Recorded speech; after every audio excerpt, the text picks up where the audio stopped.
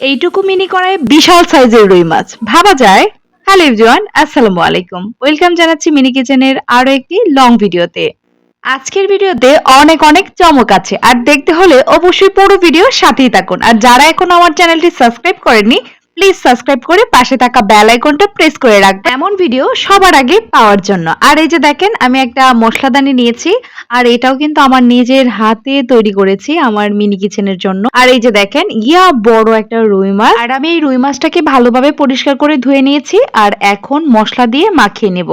এখানে আমি হলুদ গুঁড়া, মরিচ গুঁড়া, অল্প পরিমাণে লবণ আর দিয়ে দিচ্ছি মশলা, আর এটাকে আমি ভালোভাবে মাখিয়ে নেব। এখন দিয়ে দিচ্ছি সামান্য খাঁটি সরিষা তেল। এই যে দেখেন, এখন আমি ভালোভাবে এটাকে মাখিয়ে নিচ্ছি। দেখেন, বড় একটা রুই মাছের পিস, এটা কিন্তু বিশাল বড় একটা সাইজের মাছ। আর এই যে দেখেন, আমার মিনি কিচেনে এত বড় সাইজের একটা মাছ ফ্রাই করা হবে। তাছাড়া এই বড় একটা মাছ কিভাবে আমি মিনি কিচেনের ছোট্ট একটা কড়াইতে ভাজবো, সেটাই আপনাদের সাথে আজকে শেয়ার করব।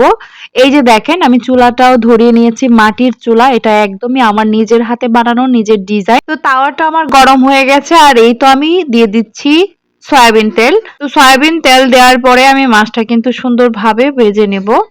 আর আমার মিনি কিচেনের সেটআপটা কেমন হয়েছে অবশ্যই কমেন্টে জানাবেন। আমি এটা নতুন সেটআপটা করেছি। তার জন্য আমি ২ দিন কোনো রান্নার ভিডিও আপনাদের সাথে শেয়ার করতে পারিনি, কারণ এটার কাজ করতে করতে অনেকটা সময় লেগেছে। তো এটা করার ফলেই কিন্তু আমি রান্নার কোনো ভিডিও আপলোড করতে পারিনি। তো ইনশাল্লাহ এখন থেকে রেগুলার ভিডিও আপলোড হবে।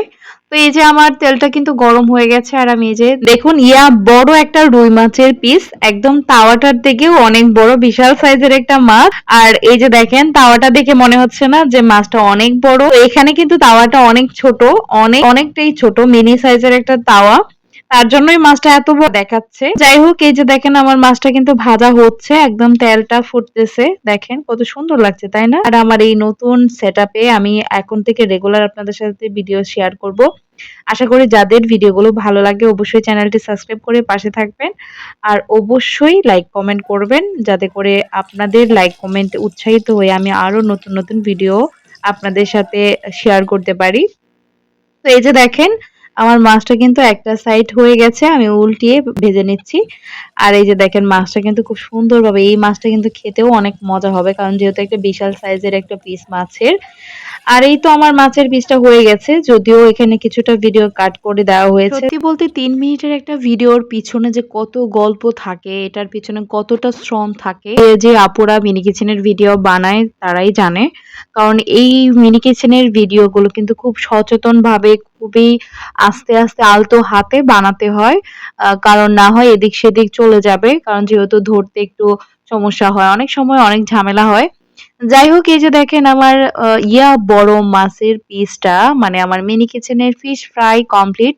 আর এই যে আমি পরিবেশন করে দেখাচ্ছি, কেমন হয়েছে জানাবেন। আর এই তো কাঁচামরিচ ছাড়া তো একদমই জমবে না, যেহেতু ফিশ ফ্রাই, এটা তো অবশ্যই কাঁচামরিচ লাগবে। আমার বিশেষ করে আমার খুব পছন্দের এটা। তো আজকের ভিডিওটি আপনাদের কেমন লেগেছে কমেন্টে জানাবেন, আর অবশ্যই চ্যানেলটি সাবস্ক্রাইব করে পাশে থাকবেন। তো এই তো আমার ফিশ ফ্রাই হয়ে গেছে, আর এই যে দেখেন কত সুন্দর লাগছে, তাই না? দেখেই মনে হচ্ছে অনেকটা লোভনীয়, তাই না? আচ্ছা, যাই হোক, সবাই ভালো থাকবেন। আল্লাহ হাফিজ, আসসালামু আলাইকুম।